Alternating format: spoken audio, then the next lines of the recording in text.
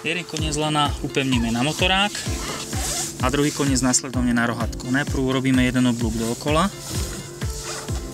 potom sa urobí obyčajná slučka a následne urobíme dve takéto spodné slučky, aby sa lano doťahovalo.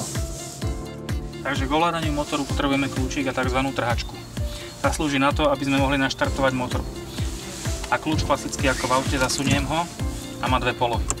Prvá poloha, len aby sa mi rozsvietili kontrolky, aby išla elektrika, a v druhej polohe naštartujem motor. Prípadne. Takže aký bude postup pri vyplávaní? V prvom kroku potrebujeme si naštartovať motor, aby sme mali istotu, že keď sa odviažeme, že naozaj nám bude fungovať. V druhom kroku odviažeme lana a potom sa môžeme maličko otlačiť od mola a pridať si dopredu plyn. Môžeme ísť na to. My ťa odviažeme.